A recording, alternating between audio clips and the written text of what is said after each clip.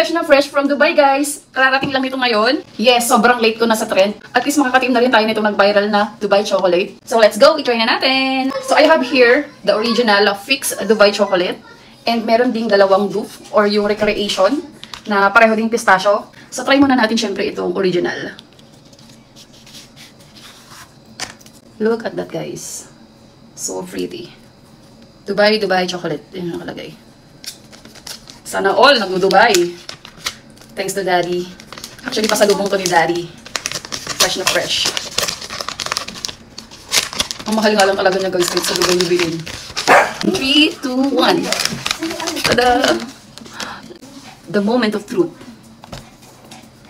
Oops! Try na natin. Hindi na ako makapagantay.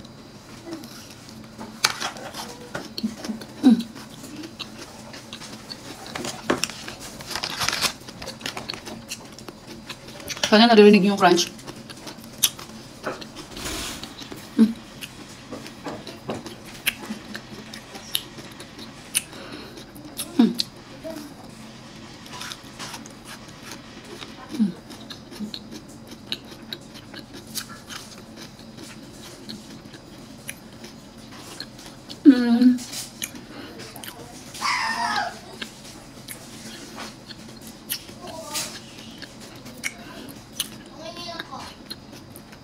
For me, hindi siya sobrang sweet.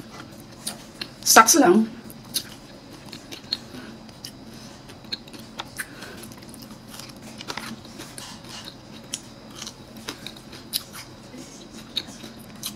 But to tell you honestly, hindi ko siya magiging favorite.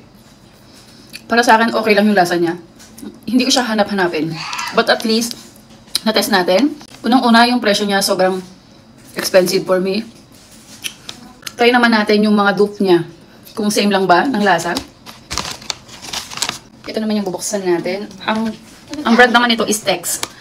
Tex Dubai Chocolate, Kunafa, and Pistachio. 100% premium chocolate. So, try natin kung ano yung difference. Tingnan nyo yung kanilang cover. Almost the same. Parang glossy lang to. So, ito yung Tex. Try na natin.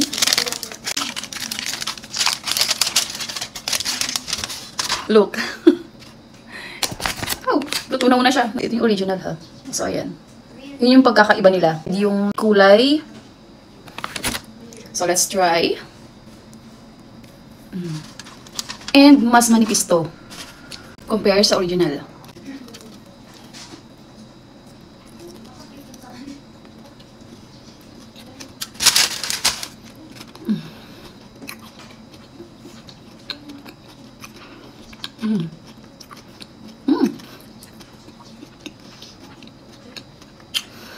Medyo similar yung taste niya sa original, guys.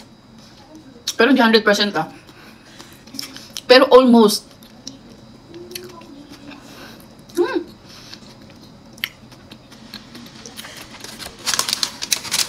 Galing. Pwede na. Kung namamahalan kayo dito, pwede na to. So next. This one naman. Pistachio Kunafa coated with dark chocolate. Ayun siya.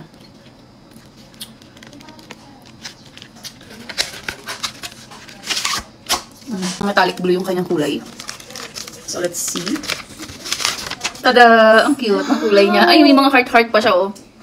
Na naka-engrave. Ang cute. Ito naman ang difference niya. Dark siya. Let's try. Ooh. Manipis lang din yung kanyang feeling. Patikim? Patikim, mama.